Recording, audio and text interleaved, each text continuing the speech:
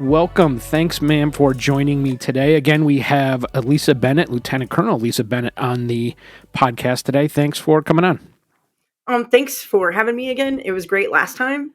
And everything is blown up for you in the podcast since the last time I was here. So congratulations to you. And I would say your team, but it's just you. I know. So Yeah, I appreciate it. Well, we were one of the first conversations to have on the podcast, and I got a lot of positive feedback. Hey, when are you going to have Lisa on again? She's got this great perspective from Europe and stuff. So I knew we were going to do this again. I just needed to find the timing, and here we are. So before we dive right in, as you might imagine, we're going to talk about Europe and Ukraine, and because that's where a lot of your most recent experience is from. But let me just make it clear that, as we always do in every episode, everything that we talk about this afternoon, we're recording here on November 10th, actually, a day before Veterans Day.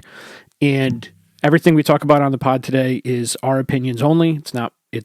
We don't speak for the government, Lisa nor I. We don't speak for the Army, and we don't speak for the Guard. We don't speak for anything else. We're just talking as friends on a podcast about our personal opinions, based on some of our experience, but really it's just us. So, okay. Thank you for the Yeah. Perfect. We both need it. It's usually just me who needs it, but now we both need it. So let's talk about the one change before we dive into Europe. Let's talk about the one change that has happened over the last couple of months. I hear that you're heading back to the Middle East. Is that the case? It is true. That is true. Oh boy, this is a place that you've been too many times. You've been to the Middle East more times than I can count, and I would rather think about, I guess. But so, what is it going to be similar? Is it going to be different? What do you think? I mean, the thing that I learned every time is it's different every time. There's different dynamics, different players. Some of the stuff is the same, and you kind of get frustrated. You're like, I thought we fixed this last time. But I think it's important to highlight that the National Guard is still doing a lot in the Middle East, especially in the ground domain. In addition to the stuff that the governor also asked us to do, right? And the group of soldiers that I'm going to be teammates with are awesome. They're really talented. So I'm excited about working. Some of them you and I have been to combat with before. So that's kind of an exciting aspect of that. But I expect it to be different in a lot of ways, especially with what's happened with Israel and other dynamics. So a lot to learn and study up on. Got to change gears, from Europe and start hitting the books. So yeah, I can tell you specifically that I know soldiers that are going to be going with you that are looking forward to it. Soldiers that have heard about you and haven't had the opportunity to work with you yet, so they're excited, and they should be. They're going to learn a lot, and that's a good point you bring up about the National Guard still being over there. I mean, it was unfortunate during the run up to the election. One of the candidates had said there isn't anybody in the Middle East in a combat role anymore, and that wasn't the case. And I'm like, oh boy, remember OSS, remember OIR, so whichever person gave that candidate their information, they were clearly off on that. But so it's important to remember that there are some active duty folks, but certainly there are some Guard folks mainly operating in the Middle East, and things are different. Now, I don't know if you caught this or not, but did you happen to hear that President-elect Trump is potentially considering pulling troops out of Syria? Have you heard that? I think it just came out in the last day or two. I had not read about that. I've heard more chatter, in the news this last 12 months about closing OIR down. But I mean, I've been hearing us talking about pulling out of Iraq since I was there in 2007. So I think a lot of conditions have to take place for that to happen. And I think that early on, right after the election, a lot of people are going to speculate about a lot of things. And Trump may say things that he finds out later on after inauguration that he just can't execute at that time, or the conditions haven't been met. So I think that we need to focus on preparing to go and what the conditions are going to be like at that time. Like the landscape of the Middle East could look completely different depending on how far, Israel's operation into Lebanon goes and how long they want to stay there. And it's going to be dramatically different, I think, than what we've seen in the past. Yeah, agreed. And there's been a lot that's changed even over the last couple of weeks. Obviously, the election, people are going to look at things differently based on foreign policy. And then you have, on election day, Prime Minister Netanyahu fires Gallant, who was his defense minister, thinking he may have been a little bit too moderate. At least that's the speculation. Then Gallant comes out today and says that the military has no more action in Hamas, meaning they can't accomplish, in Gaza rather, they can accomplish no more, at least from a military perspective. Looks like that may have been one of the issues between Netanyahu and Gallant, given Gallant's point of view there. But as you said, things are just fluid in the Middle East, so we'll have to see what happens. Are you, I can imagine you're looking forward to it, though, professionally. Like, nobody really looks forward to it, I guess, personally. I mean, maybe some people are, but professionally, you're looking forward to doing this all over again? Yeah, I mean, the team that we're going with, we're going to be working for OIR, which is a JTF, a Joint Command, but not quite a combatant command. So it's experience that I don't have. Although I'm pretty familiar with Iraq, Syria, and Jordan, and ISIS is still hurting people, so it's worth that to be able to protect innocent people just trying to live their lives, right? So That goes back to what we said earlier about remembering that the National Guard is there. Well, we have to do that from the enemy's perspective, too. We have to remember that ISIS is still there. I mean, everyone's talking about Hamas and Israel and Lebanon and Ukraine and all of those things, and as we should. But let's not deny the fact that ISIS is still a problem, still roaming around the Middle East, conducted a terror attack against Russia and innocent Russians in Moscow, eight months ago now. So, and I plan on doing an episode soon. I did one last week talking about strategic thinking versus tactical thinking and what some of the problems are with that. But I plan on doing a conversation about in the next couple of episodes about the United States and its policing powers, if you will, the fact that it's the security force for the globe. And one of the problems that people that don't support that kind of activity are those that forget that there's problems because you don't hear about them. It's almost similar to like medication in a sense. Work with me on this analogy, but people who take medication, once they start to get better and they're on this regimen and they continue with it, they say to themselves, well, I feel great. Why would I need to continue to take this medication? And then they stop and then they feel like crap because they didn't notice that they were feeling good because of the medication, because the medication's just working in the background. The same concept can work. You can have that same concept with ISIS. We don't really hear about them all that much. Why? Well, because there's counterterrorism operations happening in the Middle East, and the United States and its allies are working very hard to keep that group suppressed. And if we do something like pull troops out of Syria, which is a potential to happen, or get rid of OIR, whatever that is, then we could be right back in the beginning, having to go back in against ISIS because we didn't want to, we just didn't want to maintain pressure. So hopefully that's not the case, but I guess we'll have to see. Well, I mean, and think about the other forces in Iraq. I mean, when was the last time you heard about any Iraqi elections? I know they're having them, but as I make the list of things that I want to research and catch up on, it's like, okay, well, what was their election process like? What's the Shia Sunni representation in their government? How is all of that unfolding, especially with the Shia militia groups and some of the other friction points that were there the last time I was there in 2016, 17.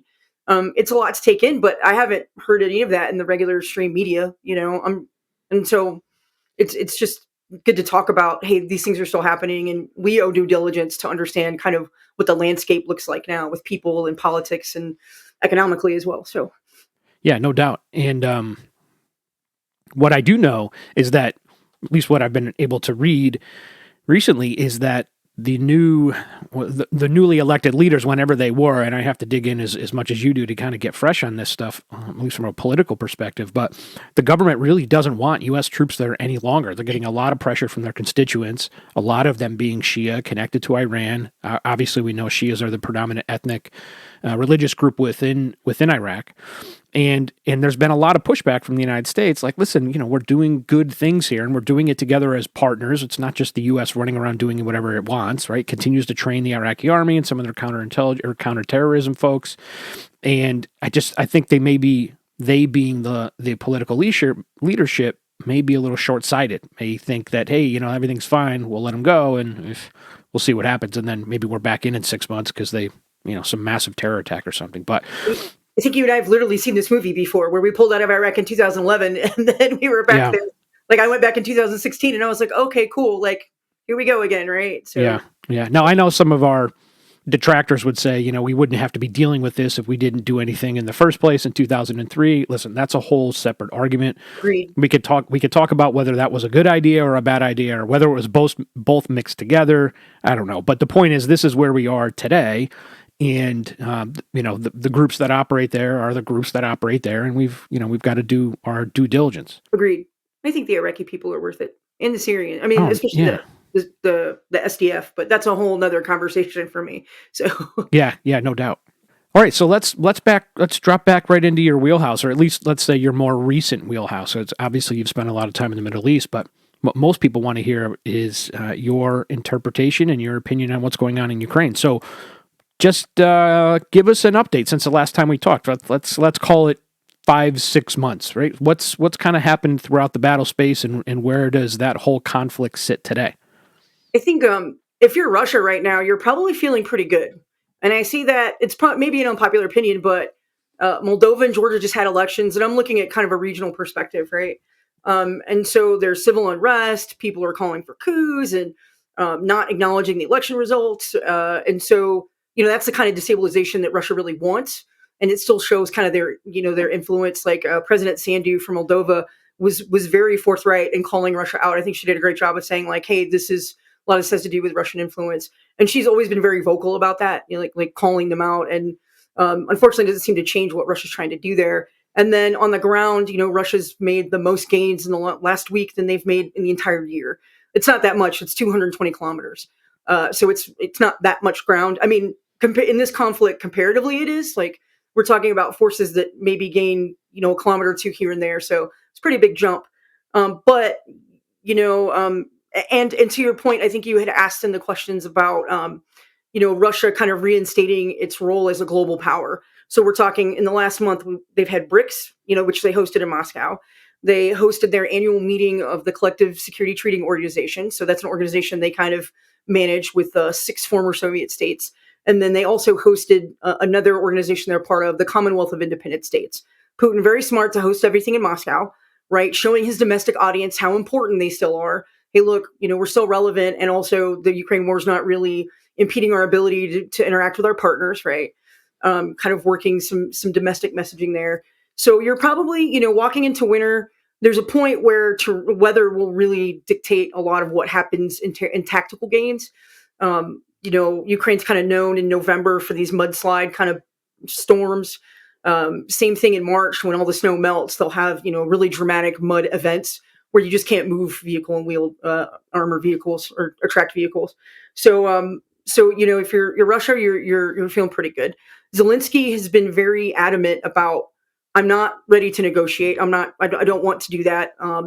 We talk, people talk about, okay, Ukraine joining NATO or not joining NATO, right? That aspect gets very, very complicated because the Ukraine people are also still very cohesed, right? They are still willing to fight.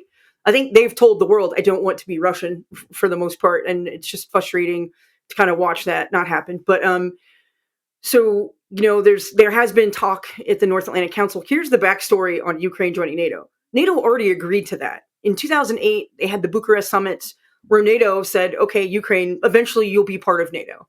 At the time, most countries have to submit, it's their roadmap for, how they want to meet the political, economic, and security requirements of NATO. It's called a map. It's an action plan on how they want to get there. And then usually NATO takes that plan and then validates, like, have they met those steps? And then the North Atlantic Council, which is the political body of NATO, will kind of vote and say, yes, we're ready to invite them, or we're not ready to invite them. In the Vilnius summit last year, NATO already said, okay, we're going to waive step 1. You don't have to submit your action plan. We're going to produce some criteria. And then once you meet that criteria, you'll get your invitation. So this week, that question came up again with the North Atlantic Council, and they said, yeah, we owe the criteria. So right now, everyone's really focused on the conflict. And so the NAC needs to take some time and say, okay, what is it that Ukraine needs to do to be able to be eligible now for NATO membership? But according to the new Secretary General, it's inevitable. That he's like, it's inevitable they're going to join. I'm going to be very happy when that day comes. The U.S. is not going to say yes until the war's over. And then Ukraine, the number one thing on Zelensky's list to go to the negotiating table is being invited into NATO. So I think both sides are going to stalemate kind of as we go into winter. Both sides will try to make some gains. But, once the mud comes in, there's not going to be a lot of chance for tactical gains until the ground freezes, and it may not freeze. Typically, it'll freeze sometime between December to February. Could not happen. So, and so what would you say comparatively? I think you said it earlier, so just re-clarify. You said it was 220 kilometers pretty much that Russia's gained in the last 6 to 9 months or whatever it is. Would you say that's formidable? Would you say that's just a slow slog? How would you compare that? So that was actually last week. They gained 220 kilometers. Oh, wow. Which in one event, that's the most terrain they've gained all years. And they really started to pick up momentum in August. is when we started to see them start to make gains. I don't know the total land since August, but they're starting to gain momentum in the tactical front, right? Even after Kursk, Ukraine seized Kursk.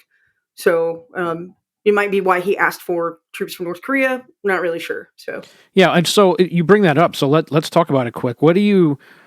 I look at the North Korean troops being asked by Putin to join the fight as really a strategic concern and not so much a tactical concern. I mean, if you're talking about losing 1,000 people a day, you've got 10 days worth of North Koreans. Obviously, given if it was a North Korean that died, all North Koreans that died every day, obviously, but just do the math. It really doesn't help. So is it a practice run in a sense? Is it a way to develop how you could backfill Russian soldiers with future North Koreans going forward? I mean, how do you see that? I agree with you. And to go back to your episode 34, which I thought was awesome, tactically, no change, right? No impact. Like you said, it's 11 battalions. I mean, it does keep him from having to pull other Russian soldiers out of the line of contact to try to take back Kursk, right? But at the end of the day, we've seen in the news, Russians were like, hey, they didn't bring ammo. That creates other problems. They were complaining because it's taking 3 senior Russian leaders to every 30 Korean troops. So that's also, they're already losing leaders. So that's another friction point that it's creating. If you think of the tactical, it's almost creating more problems. And then we haven't even asked or looked at kind of, okay, how are they communicating, like interpreter wise? So it just brings up tactically a lot more issues. At the operational and strategic level, though, to your point, in the strategic level, or maybe operational level, I think that Putin is trying to do everything he can to avoid calling a second mobilization. So this might be a little bit a part of that, right? Not like we said, it's not that much combat power, but the strategic ramifications are huge. Like now he's invited non-NATO partners or he's invited other parties. He's invited other sovereign states into the conflict, right? And so what's preventing us from inviting, non-NATO partners into the conflict? The NAC actually released a statement on the 8th, kind of condemning the action, talking about how it violates several UN resolutions. But also who endorsed that comment was Australia, Japan, South Korea. So what's preventing us from doing that? And probably, it all has to do with messaging. Like no matter what we do, Russia's going to say we're, NATO and the West are aggressing against him. But it does open the door for a lot of unilateral action and potential escalation of the conflict for sure. South Korea, like we talked about, he's said, we want to send troops and observers to watch what the North Koreans are doing. I think that could just compound very quickly into a lot of negative actions for the Europe and the Pacific. So yeah, and I thought it was so weird when I was just thinking about it the other day. I'm like, there's a frozen conflict on the Korean Peninsula that's been there since 1953, and now it could potentially warm in Russia. Right. Versus, the South Koreans could potentially be ended up, fighting against North Koreans in a conflict that's not really theirs. Right. I mean, what does North Korea really benefit from a geostrategic standpoint by fighting in Russia, other than getting some of the things back from Putin that they want, like training and potentially some nuclear capability, at least not capability, but nuclear education. So this is such an interesting development because here we have North Koreans entering the fight in Russia, and then potentially, given some of the rhetoric coming out of South Korea, that they might want to get involved. Now, I'm not saying they're necessarily going to enter the fight, but they did talk about potentially sending weapons, and so now you have this frozen conflict that's been around since '53, now kind of thawing a little bit, if you will, potentially in Russia versus with Ukraine being there, and North Korea, I can see getting some strategic benefit. It looks like that Putin is giving them some food in exchange for their service. The North Koreans are obviously providing a lot of ammunition, 152 rounds, which, by the way, are not working all that well, which is another whole discussion. And potentially they're going to get some combat experience, something that they haven't had, obviously, since the early 50s in any real sense. So, they can pass that back off to their leadership back in North Korea and get some experience on the ground. So, they'll test some TTPs and other things like that. I just don't think it's going to change anything. Like you had said on the battle space, it's really more of a strategic concern. Yeah, and that operational impact of Putin not having to pull, soldiers out of the line of contact, he can keep them in Ukraine. But, it's going to be really, although, he does, they do a good job of controlling the media, for their country. Like, how is he justifying Kursk? How is he justifying still having Ukrainians in Russia, right? I don't have an answer to that question. But maybe it helps. Like, look, I'm doing something about it, or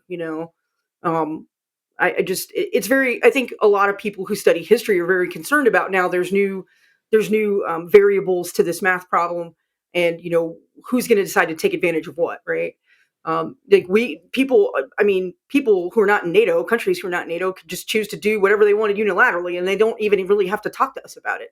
I don't think that anybody would do that, but it could go. These variables could play out in very escalating ways. Or, on the other side, it's like, okay, Putin really has to think very carefully about how he escalates with NATO now, because he's not just dragging him into it. He's now dragging in North Korea. So does it temper that kind of escalation from his perspective? He may just not care. I mean, Yeah, potentially, right? Nobody knows what Putin's really thinking. That's the problem. Yeah, so, and that is one of the challenges, right? When you have North Koreans joining the fight, you're like, what is this guy really thinking? But so let me ask you this. This is the easiest but hardest question to answer, and this is the one that people are constantly arguing about online. Who's winning, right? What is your definition of winning from both the Russian and the Ukrainian perspective? One would guess the Ukrainian perspective is we kick all Russians out of Ukraine. Okay, maybe. But the Russian one's more complicated. What do you think winning or losing looks like for the Russians, and are they in a good place with that right now? I think that in general, Russians are getting what they want right now. Okay, we've got more of Ukraine than we had in 2014. There hasn't been a declaration of a holistic mobilization. The whole population isn't mobilized. The economy's increased its capacity, but it's not quite on a wartime footing yet. If Putin wanted to, he could just be like, everyone's mobilized, everyone's fighting, we're going to Transnistria, right? But that was never the goal. The goal was to do it losing the least amount of stuff as possible, people, equipment. There's also, you see that mentality that's like, okay, well, I can get more people. I can get visitors from other countries to come and fight for us. And there's a tipping point, and I just don't know enough about math and economics to figure out where it is, where the cost of paying all these mobilized soldiers more money than they're paying conscripts, the cost of manufacturing, new munitions, precision-guided munitions, tanks, and then the compounded effect of the sanctions, like where does that kind of culminate, where the Russians are forced to make different choices, right? Like, okay, I have to choose to do something different. But from all angles you look at it right now, that tipping point is not for a while. And from the Ukraine side, other than the 200, yes, and since August has Russia made some dramatic gains, I would say, compared to the rest of the conflict, or at least the last year, 18 months, sure. But that's not long lasting. And, as we continue to give them aid, and we're not the only ones giving them aid, actually, there's 54 countries giving them aid and money. There's the assistance funds as well that are coming in. Ukraine's mobilizing a lot to activate its defense industrial base so they can make their own equipment in combination with what the rest of Europe's giving them. And so far, NATO has stayed cohesed. As long as that continues, I really don't see a change to the situation. As long as all of those dynamics on both sides keep going. When people say win, I think there's, especially from an American perspective, there's this notion that one day everyone's going to wake up and be like, okay, we're negotiating, it's over. But when you look at Moldova, Georgia, Nagorno-Karabakh, that's not the case. They've been involved in Russia's been involved in those countries since the 70s. Like, this is the way it's going to be from their perspective. And Chatham House just put out a paper in the summer. They were the first people to start talking about frozen conflict, and then kind of like, okay, cool. However the end of hostilities happens, now what happens next for Ukraine? And their estimate, I think it was UN and maybe the International Monetary Fund, they said it was going to cost $486 billion a year for 10 years to fix the damage that Russia has done. So it's okay. So even if Russia wins, does it really win? Because it's got to if they want to take advantage of all of the natural resources, the technical industrial base, all of the things that Ukraine has to offer economically, they're going to have to rebuild a lot of it. So I'm sorry, I wish I had a better answer of what winning looks like. But do you think it's potentially the case that, and you kind of touched on it a little bit there with the frozen conflict comment, do you think it could potentially just fizzle out? And what I mean by that is like just settle into, the generalized region that it is today where the front is, and then there's just a decrease in fighting, right? Fewer munitions, fewer ground movements, and then it eventually just becomes stale? I think there's potential for that. And Chatham House, they took the two, like, Ukraine wins, Russia wins, that spectrum that we've talked about, and they put in the middle frozen conflict and stalemate. And they kind of talked about what they thought the difference between the two is. And there's potential for that. I mean, I think the big change for Russia will be if Putin dies. Like, he's older now. He's definitely lived past the average life expectancy for a Russian male. And so when that happens, there's a chance that it could absolutely fizzle out, or there's a chance that the Russians could go harder. And regardless of what happens, like, however things wind down or we come to a pause in the hostilities, Russia's intent is just to use that time to reconstitute, and then in 3 to 5 years continue to push on for Transnistria. And Shoigu in 2023 in January, he reinvigorated a force structure change plan that Russia had been talking about for a while, but it was to increase the Russian army to 1.5 million. Putin signed that into law this fall, but that plan includes having 5 motorized rifle divisions permanently stationed in Ukraine. So they're already talking about it from their perspective as though it's already happened. Like, that is the plan. That's what we're going to do. So, right. Whether it winds down in 1 year or 5 years, eventually that's the strategic objective, to continue to press on for that. And there's really no feasible future with Ukraine pushing Russia back out of Ukraine without any direct NATO support, right? And they don't have the military capacity at this point in order to do that. If that's going to happen, it's going to be with allies. I mean, just based on their number of personnel and the equipment that they would need to do that, I mean, yes. I think it would have to take a significant, either they're going to have to change their conscription age. So they're trying to not conscript 18 to 26-year-old males, so they can increase their birth rate. And so until they start dipping into that pool of people, they're going to continue to have they're going to have to man at a larger scale than they are now. And that's going to be a little bit complicated for them. Yeah. Now, so let me ask the hard one. Given that reality, all of us that are paying attention here, we focus on this. Given the reality of Russia continuing to advance, albeit sometimes more quickly than others, and Ukraine really not having the capability to push Russia back without any significant support, again, direct support like personnel and equipment on the battle space from other countries, is it an option? Should we be considering supporting some type of frozen conflict agreement, right? So let me add that there's rumors going around this week that popped up. You may not have read them, but because they're pretty recent. But potentially, President-elect Trump has a plan, an agreement he would like to propose that would create a demilitarized zone along the line that exists today, the contact line today. In addition, a promise that Ukraine would not join NATO within the next 20 years. However, the United States would still be able to send weapons to Ukraine in order to protect itself. Those would be 3 key things. And while I'm not in support at all in any way of Russia gaining 1 centimeter of territory in Ukraine, are we getting to a point where we have to maybe have these type of conversations so we could somehow settle this, at least temporarily? This is just my opinion. No. First of all, Zelensky's never going to go for that. So, and it's very interesting to listen to Trump during his campaign talking about, his strategy for Ukraine. He was talking about ending the conflict very quickly. And JD Vance also was on a podcast talking about, okay, we're going to encourage everyone to negotiate. I just don't think that's realistic from Zelensky's perspective.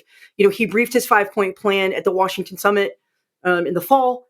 And his comment was, it's funny. He was like, he talked about how foreigners, his foreign allies and partners, foreign partners, are talking more about negotiating than they are about justice. And those comments about negotiating are not linked to justice in any way. I mean, Ukraine's been violated. Its people's been violated. And if the U.S. doesn't support them or move with the international community to hold Russia accountable for that, like, what are we telling the rest of the world? That it's totally fine to violate the sovereignty of nation states and you're really not going to have support, right? And so, but I also think that President-elect Trump and JD Vance's commentary just shows kind of the lack of understanding of Russian history about the frozen conflict areas. Like, that kind of thing is exactly what Russia wants. Yes, make a demilitarized zone. Let's go to negotiations. So the more they stall, they can kind of manipulate trade, economic, security agreements for things that they want, for extended influence in the region to control the Black Sea and the economic resource the Black Sea provides. They can continue to stall for that, negotiate for that, pressure NATO in the West for that. At the same time, while reconstituting their army, just to push on for Odessa in 3 to 5 years from now. But I don't think that Zelensky would ever come to the negotiating table under those terms. I just don't think it's feasible based on everything that he said in the media, and he's told the North Atlantic Council, and he's told, as he goes on these visits to other countries, he's never indicated that he would be willing to entertain anything like that. Yeah, and I agree. I'm 100% with you. I don't think we need to be in that position at all. It is bleak from a tactical perspective, but again, as you say, strategically, we don't need to be involved in allowing, Mama Bear to be pushing along the border and taking whatever land it wants to. It just sends the wrong message, and we need to continue to support Ukraine. Again, that's my opinion, just like yours, and it's the right way to go. But let's assume that the conflict does freeze in a sense. We may not agree with it, but let's just say something happens and the new president, along with Zelensky and Putin, are able to come up with some deal. Does Putin want more? And I don't mean more in Ukraine. Does he want more elsewhere? Is he going to solidify, rebuild, and then say, okay, well, I'm now on to my next target? Or is it simply just taking more of Ukraine in order to solidify his, the line in the sand? I mean, I think they're going to continue to expand their influence, like in Africa. Along those economic information dominance, economic lines, getting access to natural resources, right? Especially on the African continent, kind of China and Russia are kind of in this land race, right? With BRICS and other things, to secure, resources and influence. I think that he'll continue that in the Arctic. I feel like I expect things to continue, China and Russia both have expanded their presence in the Arctic, especially in the last year. So I expect them to kind of continue to expand their strategic instates in that way, and then the tactical piece will come along later, right? But they do this on multiple levels, right? It's not just the tactical piece, right? It's got all the trade agreements blocking the U.S. from establishing those kind of relationships with other countries as well and NATO partners. Does that make the taking of Kursk even that more advantageous? Does it make it even that more brilliant? Even though it's a small plot of land comparatively to what Russia's taken from Ukraine, does the fact that Zelensky, owns that territory now, it reduces the likelihood that they would agree to some kind of a land swap or agree to stopping the fight right there on the line of contact, because Ukraine is in control of Russian territory, and there's no way Putin's going to allow that to happen, right? Yeah, no way, right? That's a red line, right? That's a red line. We'll talk about that later, I'm sure. First of all, I just want to highlight how much I love the historical importance of Kursk, the kind of irony to this. I don't know. I mean, I don't want to mansplain it to anybody, but given the World War II history of really, when you listen to Russia's rhetoric about we saved, Europe from the Nazis and we won World War II. If it wasn't for us, no, we wouldn't have won. And then Kursk being the real turning point of that operation. So, in 1942, the Germans swept across the Eastern Front, seized a lot of Russia. And it took Russia a year to kind of build up their army and push them back. And then Kursk being the turning point of that. I just think it was brilliant that they picked Kursk. I love it. It makes me happy inside. Yeah. But absolutely. I mean, it's double-edged sword because, the problem with Russian information operations is that they contradict themselves. But, they could say, look, NATO's aggressing against me. Ukraine is with the help of NATO. But really, I mean, what's stopping from Zelensky saying, hey, man, you give me my land back, I'll give you your land back. We'll call it a day. So I think it is an excellent bargaining chip, especially with the historical context of what Kursk means to the Russians and Russian identity, post World War II. And it also demonstrates what Ukraine can do with the right resourcing. I mean, it was a little bit risky because of the escalation. And it was a little bit risky because they did pull, troops out of the line of contact. And I think a lot of that is responsible for the gains that Russia's making now, right? Okay, now there's less Ukrainians down there, right? So of course they're going to make some gains. But overall, I think it was a genius move, and I think it will set Zelensky up, in the future. I just want to go back one thing to, kind of President-elect Trump and J.D. Vance's strategy for negotiations. If there comes a point where, they decide that NATO's not pressuring Ukraine enough, that starts to divide NATO, and that's also a big danger. NATO cohesion was something that Putin kind of rolled the dice on when he invaded Ukraine. He's like, is NATO going to do anything? There was a large chance that NATO would not have done anything, right? And And just to be clear, like NATO bolstered its Eastern Front, it's providing logistic support in moving donated aid, but NATO itself is not providing any kind of they're not providing any troops. Most of the equipment and weapons and everything, even the non-lethal materials, are coming from unilateral donations to the UN, to the EU, who's then having NATO distribute it, right?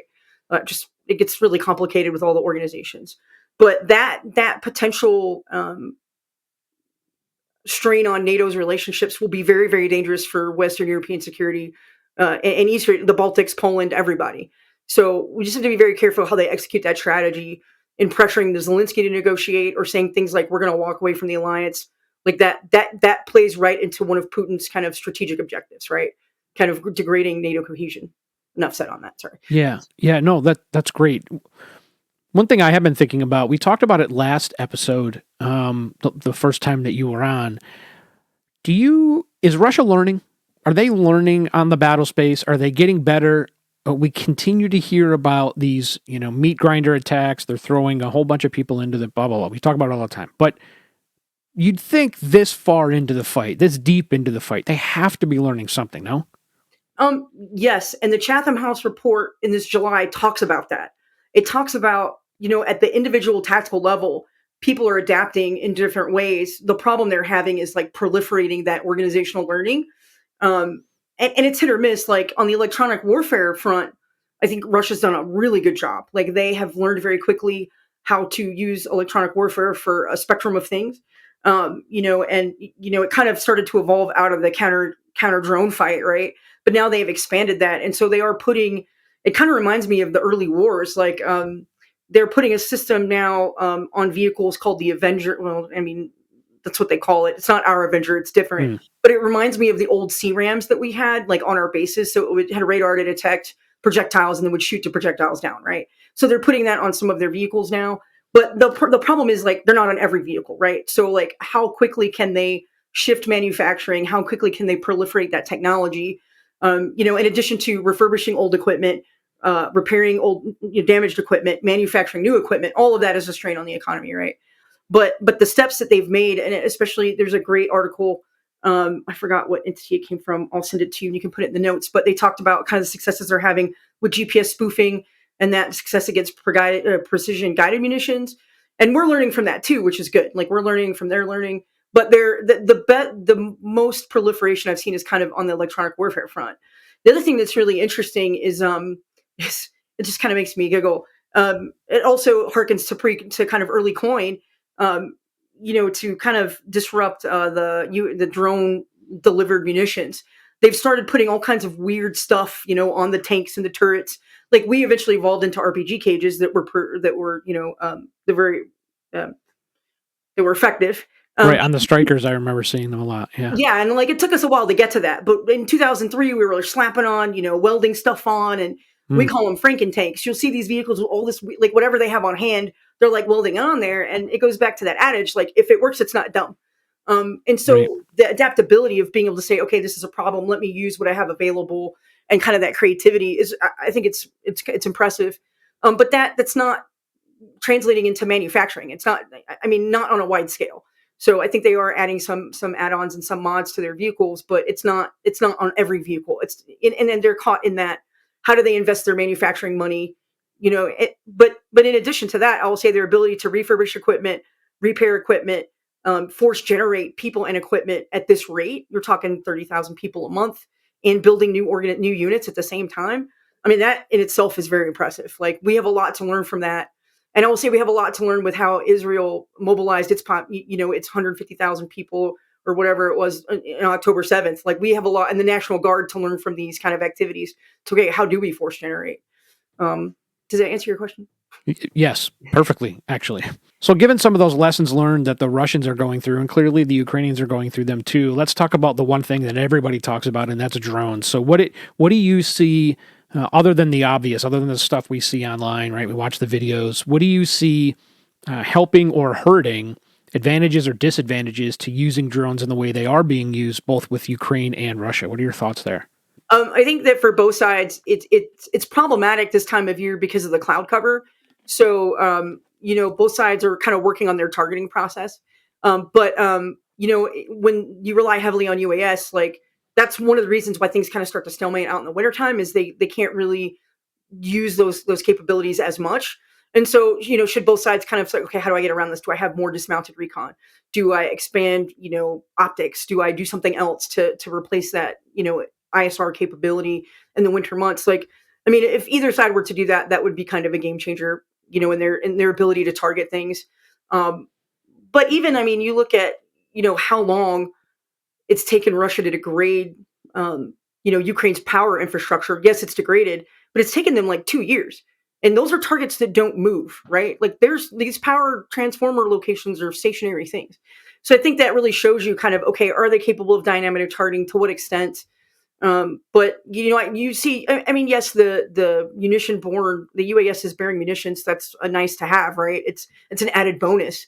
But until they either side can kind of replace that intelligence gathering capability, it's going to contribute to whatever kind of stalemate action, especially in the wintertime, that evolves. All right, let me throw a curveball at you if you don't mind. And I haven't really done a lot of thinking about this, and maybe you haven't either. So we'll see what comes out. But I was doing an interview last week with Ryan Macbeth, somebody I've been speaking to a lot and has a pretty strong presence online in this world.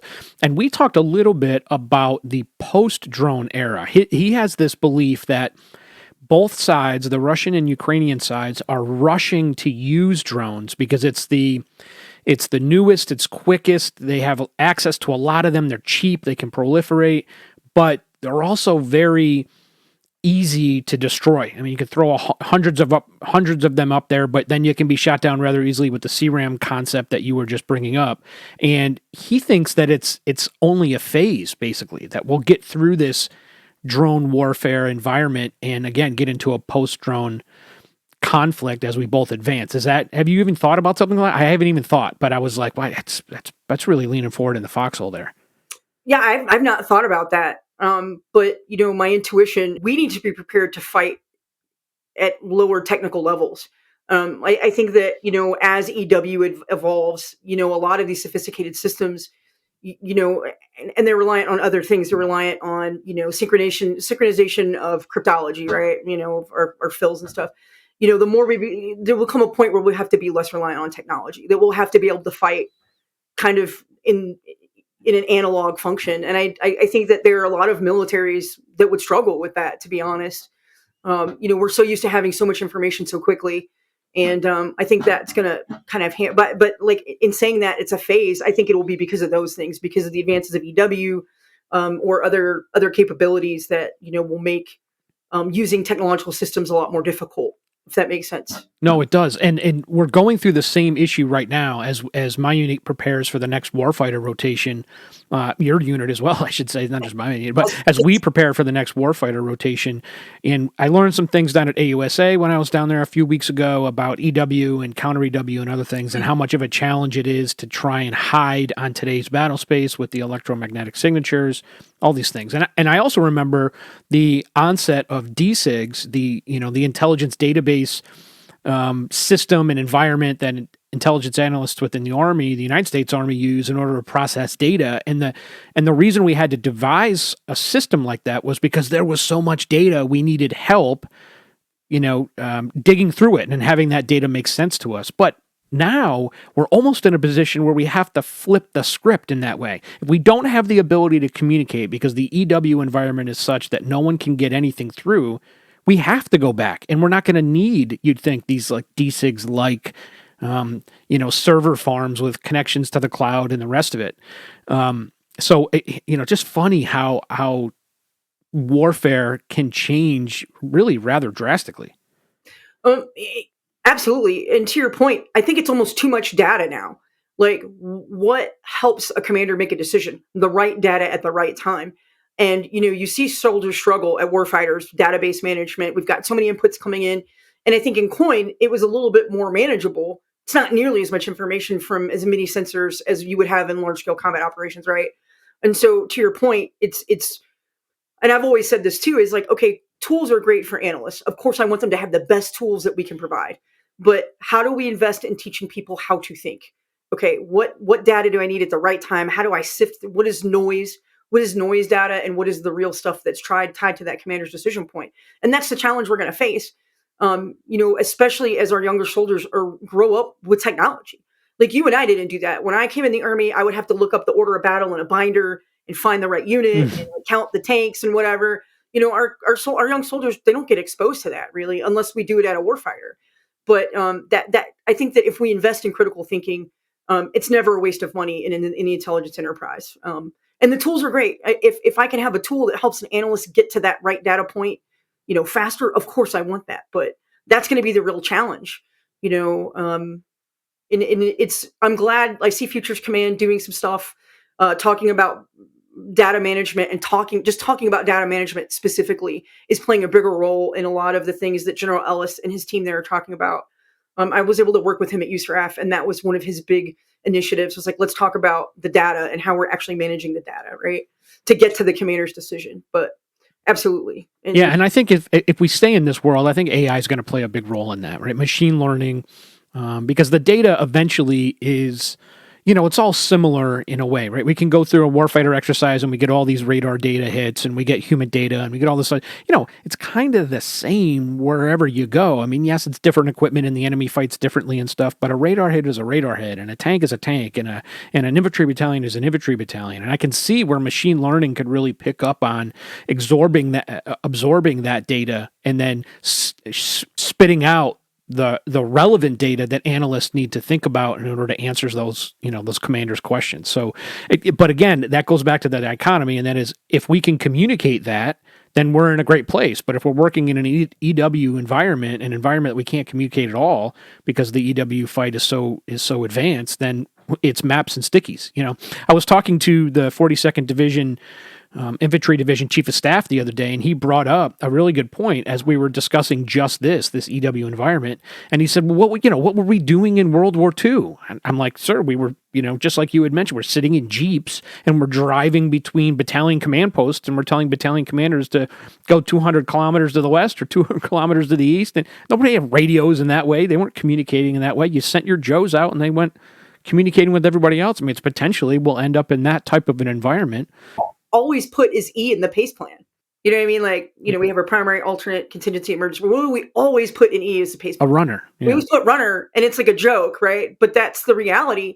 I think we did a warfighter together, I want to say 2018, and me and one of the other lieutenants would drive back every night to the main to pick up an analog copy of intelligence so we could take it back to the, the forward command post so we could kind of, okay, if we need to take the fight, what do we need to know, And back to the AI machine learning type aspect, what are we training analysts to really do?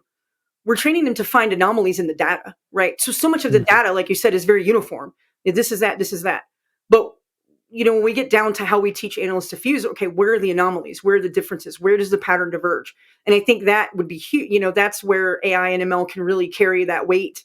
And then the analyst already has those anomalies and can start interpreting them, and say, okay, that data is normal. These are the anomalies. Where do I go from here to get to that commander's decision point, right?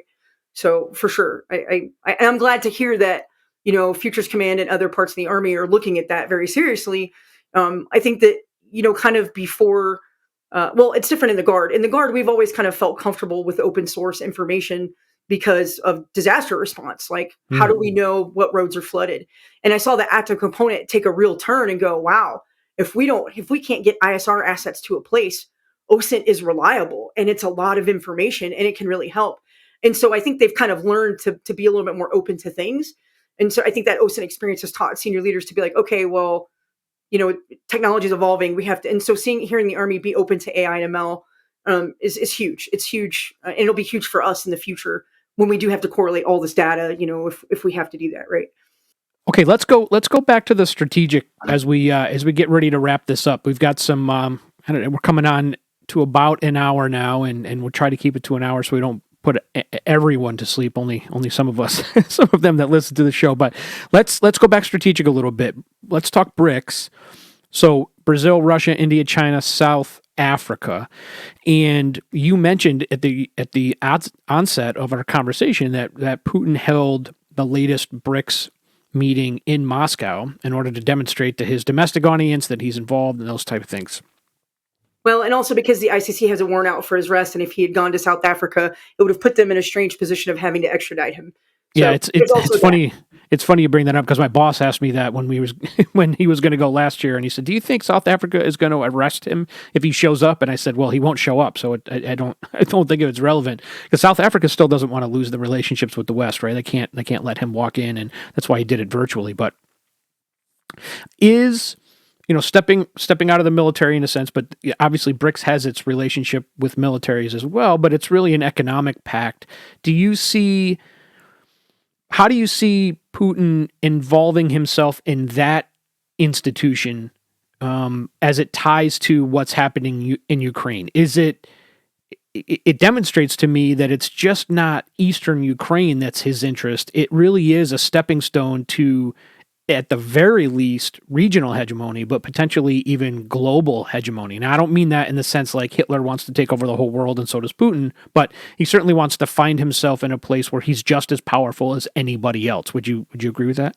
100%. And I'm going to describe this incorrectly because I'm not. There's people that know a lot more about Russia and Russia history than I do, but I get the sense that he's clinging to this sense of Russian identity. Part of it Soviet Union, but even before that, like kind of the Tsarist period, right? Like, and that has a very strong force in his mind and wanting to bring Russia back to being a true global power. And you see that through BRICS and also I mentioned earlier the CSTO and the Commonwealth of Independent States. And I haven't measured this with data, but the last 2 years he's been kind of focused on Ukraine. But and these were annual events. The CSTO meeting they had in the last 30 days was one of their annual events. But he was present and he had it, in Moscow, and he brought those partners. And then the same thing with the Commonwealth of Independent States. It's a little bit bigger than the CSTO. I think it's like 12 countries. But that's part, maybe, as, this Ukraine thing is kind of worn on, everyone has kind of been acclimatized to it. Now he can kind of invest in those relationships and be that kind of problem solver. I think that's where they kind of failed in Nagorno-Karabakh. Nagorno-Karabakh, I can never say that. Yeah, it's a tricky one. Armenia was asking for help, and that help that they wanted that was part of their agreement in the CSTO never materialized. So Armenia now has said they've frozen their participation in CSTO, and they'll most likely withdraw. Not sure the timeline of that, but so he's got to repair those fractures too, and he can't afford to lose any more He can't afford to lose South Africa as much as South Africa can't afford to lose the West, right? So, but yeah, that's absolutely part of it. Building these partnerships, building these organizations, leveraging those organizations as sort of a counterweight to NATO, telling these countries, hey, you just don't have to, ally with the West for resources. We can help you. But that gives them access, like in Africa, that gives them, access to parts of Africa, and gives them those inroads to expand that influence, whether it's economic, trade, diplomatic, political. And then the Arctic will be very interesting. The Arctic is, especially with Finland and Sweden's accession into NATO, the route of dialogue about what's happening there, Russia's force posture that they're developing there, China's intentions for the Arctic. It's going to be pretty contentious, I would say, in the next year or two, especially, if things kind of calm down in Ukraine. Russia's got to be able to press buttons in other places, right? So, and I want to stay on the strategic really quick too, but sidestep over to NATO. We talked about NATO a bit in our first conversation, and I had mentioned to you earlier, I had attended AUSA, and there were plenty of NATO members that were there. I even got to listen to some Swedish leadership talk about doubling their army as they're now part of NATO. I don't think I asked this question the first time we talked, so I'd like to ask it now. When you were working in and alongside your partners with NATO, did you see any big differences between those you worked with? Was there a side of NATO or a portion of NATO that was like 100% on the side of what the United States, how the United States saw the world, at least in the European perspective, and then there were there NATO partners that were like, oh man, I'm not really into that. Was it unified? Was it not unified? How would you kind of describe that? I mean, my work with the partners was pretty limited. I mean, I do know people that worked in NATO units I can put you in touch with too that you may want to interview that worked in a NATO organization every day alongside other countries. But we came together for a particular exercise. It was formerly the Defender series of exercises, but this one was called Multinational, Multi-Core, Multi-Domain. And it was in June 2020. It was supposed to be a whole command post exercise, but we ended up tailoring it down to a tabletop exercise because of the Russian invasion of Ukraine. And so we came together with, a couple different partners. They were from the Land Command. And so everyone there was very dedicated to what we were doing. We're in this scenario. We're posturing to fight, an enemy. And so how are we doing this? And so I felt the communication was very open. So we talked openly about, you know, the thing with NATO is every country has its own constraints within that framework. So you have your host nation constraints and your alliance constraints. But, everyone was like, okay, how do we solve this? What do I have that I can pitch in here and there? And then, we had exercises where, we were all on, multi, MPE, right? Multi-partner environment, doing our Cubs, MNC Northeast was calling into our Cub, briefing General Cavoli on what they were doing. And so, it was very cohesive from that perspective of we could communicate interchangeably on digital systems. We explained, we came to an understanding, okay, this is what the enemy threat courses of action are. I didn't see any divergence in that aspect because we were there for a common purpose, right? I think it may be different for people who work in NATO land command is in Izmir, Turkey. Hundreds of people go to work every day from different countries, to support the NATO land command and their operations. But they mainly do a lot of training of NATO units, NATO organization, multinational organizations within a NATO framework, right? So, and I probably said that wrong. My friends in NATO will probably that's not what it is. But from my limited perspective, but I should put you in touch with those people because they can answer that for you. But in that specific instance, and then we came together. A lot of the NATO core commanders with our general staff came together and talked about some of these friction points. At what point is NATO in charge and what point is a host nation in charge? Those are the things that are being talked about now with General Cavoli has kind of encouraged the partners to restructure things around host nation defense plans. And so that process is ongoing. And so it's a little bit different aspect of looking at European security, but it helps us optimize what we all have together, to defend the Eastern, defend Europe if we need to, if it comes to that at any time, any day in the future. From your experience, in your personal opinion, what do you think would happen? Let's say in the next presidential transition, we go through and the money we've been giving, the support we've been giving, specifically from the United States, dries up for the next 3 or 4 years based on, again, the politics of our country. What do you think would happen in terms of NATO support or European support for Ukraine? Do you think that it would be enough to keep them going until another 3 or 4 years? Do you think that Russia would able to take some significant advantage of that? How do you think that would turn out? I mean, particularly in the information domain, Russia would be able to exploit that and just talk about the lack of NATO cohesion and their inability to come together, and that would be a huge loss for the alliance. Period.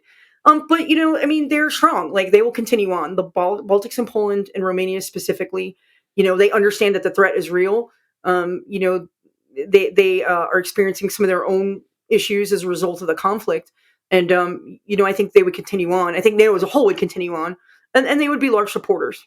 It's harder when you're not as close to the conflict, right? Like it's harder to empathize with people.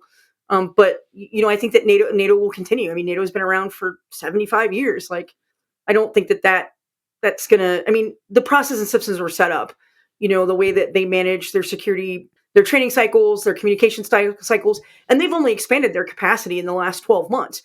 Europe just finished Avenger Triad, which is now the new Defender series of exercises, where they performed as a multinational, multi-core, with a U.S. core and NATO cores, and they've come together quite well. So I think it would be disappointing for the alliance. I think it would be disappointing for Ukraine, but I don't think that tactically anything significant is going to come out of that, right?